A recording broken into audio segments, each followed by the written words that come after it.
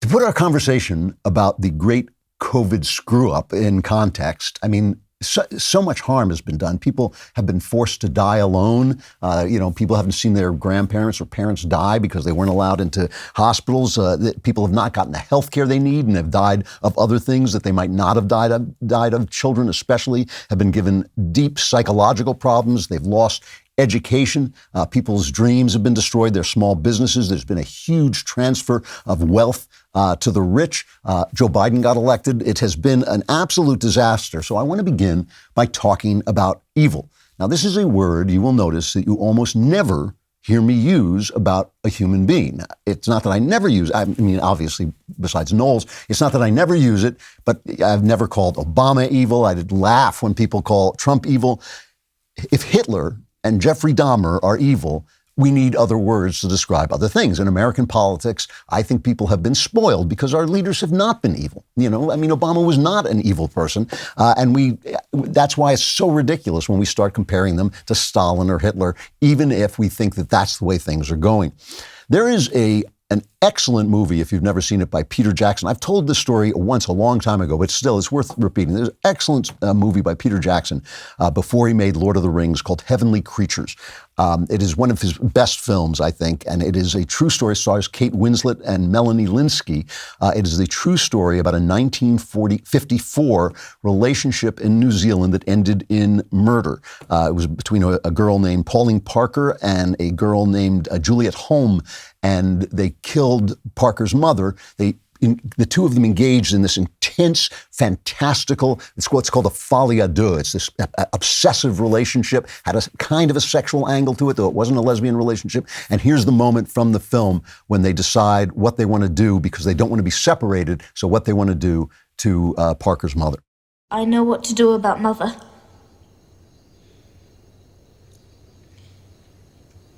We don't want to go to too much trouble. Some sort of accident.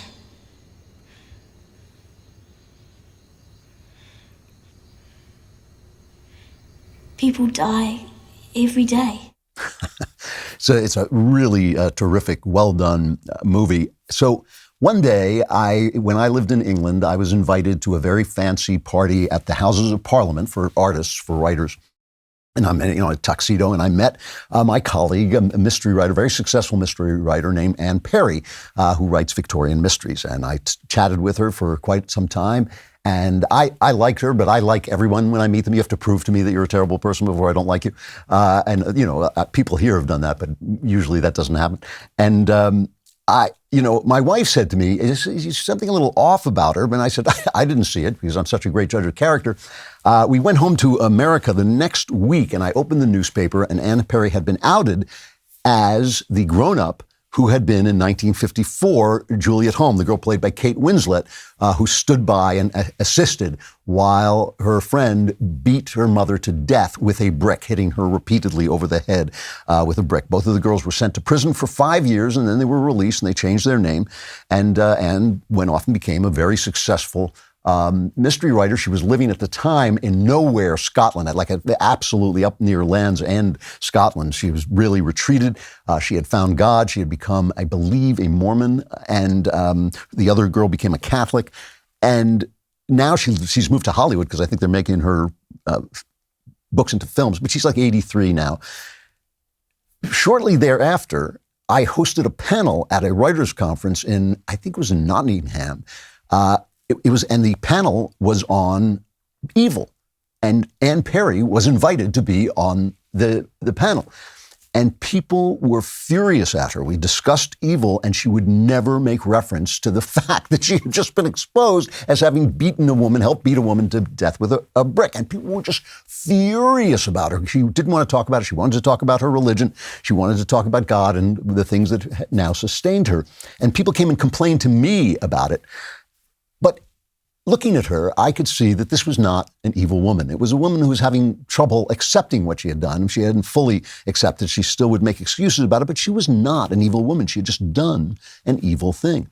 And the thing is, I had lunch once with a gangster who had recently shot someone that was an evil person. I could look in his eyes and I could see that the person that he was made to be by God had somehow, maybe bad things had happened to him, and somehow some force had gotten into him that had shriveled that soul to a little worm, like the ones that are in the people who were captured by the witch in The Little Mermaid. Remember, they become these little soul worms. That guy, I would have said, yeah, this is an evil guy. No remorse. He had absolutely no feeling about it. He just didn't care.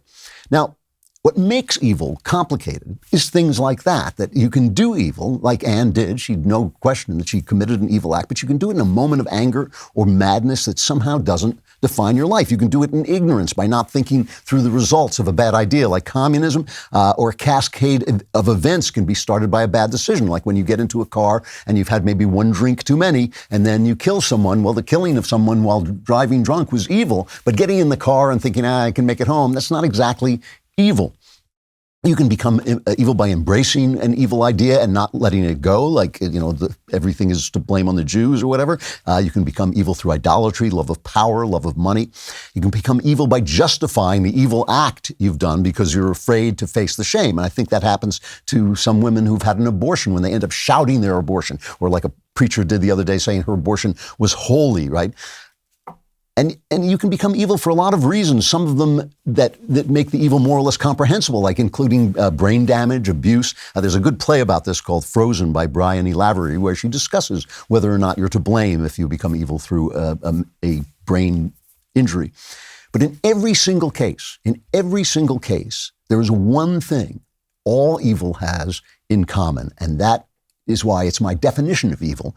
Evil is willingly and persistently turning away from what I have called the great speculation. Remember, the great speculation is that other people's inner lives are just as important to them as yours is to you, and both are equally important to God, right? That's where we get the sayings like, how would you like it if someone did that to you, or do unto others as you would have them do unto you? That's why Jesus says, love even your enemies, so you can start to see the world the way God sees it, in which each inner life is equally important.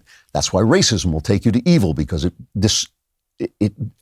discounts the inner life of another person simply because he is part of a race that you have decided to dislike. And that's why both collectivism in an extreme way and individualism in an extreme way will put you on the path to evil, because as a collectivist, you don't see people as individuals, you see them as a group, and as an individualist, you don't see other people because you're too busy thinking about yourself. We all do this sometimes. We all turn away from the great speculation. Sometimes we do it to people we love, like when you snap at your spouse, forgetting that you're the person he or she loves and you're going to hurt them when you say the things that you hurt. We all do this.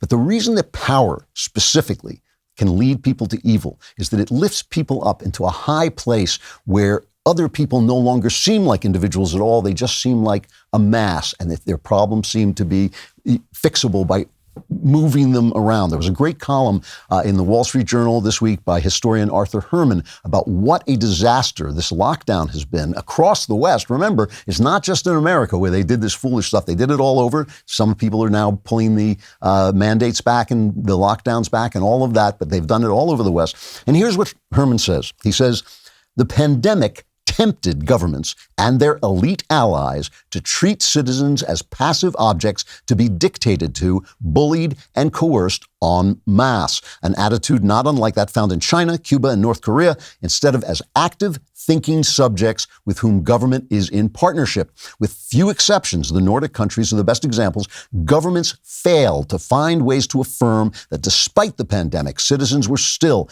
individuals imbued with inalienable rights and independent moral standing. This is, after all, how most people see themselves in modern society, as free, autonomous beings rather than as laboratory rats in a series of social science experiments. The more powerful government becomes, the more powerful people become, the greater temptation to do this. And this is what happened. Brian DeSantis remembered the great speculation. Glenn Youngkin, my man, he remembered. But a lot of people in power forgot in the joy and delight and maybe desperation, maybe even good intentions of moving people around. Now remember, one of the reasons I hesitate to call people evil is even a gangster can turn back. And that's the story of the prodigal son. The father sees you coming in the right direction. He will run down the road to meet you. And so what matters now that these people have done so much bad? Our government, our elites, our academy, our entertainers, all of these people, they have caused so much damage to this country and its economy and its human beings and its children. What matters now is what they do next. They can't fix the past. It cannot be fixed. But watch what they do now and what they say, especially the leaders who got it wrong. It matters. It matters if they change their mind. It matters if they turn around. It matters in a free country how the leaders see us, just like it matters how we see one another. Jean-Paul Sartre was right when he said hell is other people. But the catch is heaven is also other people. It all depends on how you look at them. If you like us, and subscribe, and also subscribe to the Andrew Klavan Podcast.